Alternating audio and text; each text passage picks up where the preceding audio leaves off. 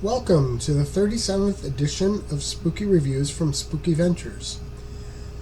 For this review, I'm going to be looking at a new Blu-Ray release of Massacre at Central High that comes from Synapse Video. Now, this movie was originally released in 1976 and is billed as a horror thriller.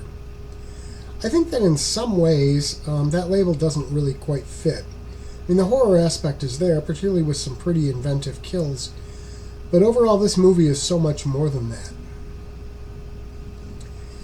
The premise is that a new student comes into Central High, and as we find out when he meets up with a friend from his old school, it's made clear, although never explicitly filled out in detail, that there is some real history of him dealing with bullies at his old school.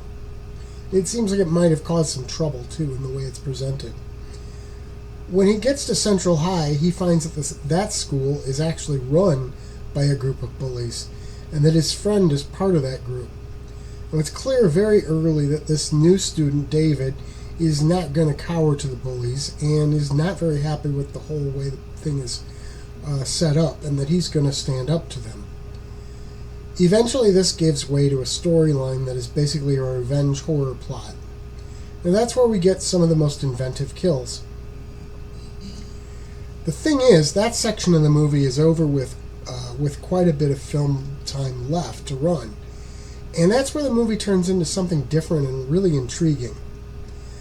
With the bullies out of the way, a power vacuum is created in this school, and various people who had previously been the underdogs and were bullied into submission start to rise up in an effort to create a new social structure, with themselves seated at the top, of course.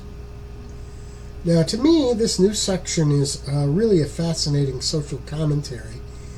It is very much in line with George Orwell's Animal Farm, really. Without giving too much of the plot away, let me just say that this new power struggle and new power structure does not sit well at all with David. So, from a horror aspect, this movie might fall a little short, but still works reasonably well. Like I said, some of the kills are really pretty inventive, and at times very brutal. Then again, it's a product of his time, and the whole in-your-face horror that seems the norm now was not common back then. So it fits with its time period, at least in that aspect. There is quite a bit of gratuitous nudity in the movie. In fact, I'd say that's more prevalent on this one than it is on most of the films of the time. It's interesting to note that when this movie was released in Italy, they actually added in some sex scenes to increase that aspect of the movie. Even in this format, though, it seems like it's more in line with 80s films in terms of the nudity and sexual content, which were certainly upped from what they were in the 70s. Overall, I'd say that my general review would be come for the horror aspects and the kills, but stay for the social commentary and substance. This really does have a lot more of both of those than you expect in a horror movie. There are some bonuses here, including audio commentary and a making of feature, but overall it's the movie that really sells this. Despite some familiar beats, I will bet that you've never seen a film quite like this one. Spooky Ventures is the home for spooky content and spooky merchandise on the web. Check it out today at spookyventures.com.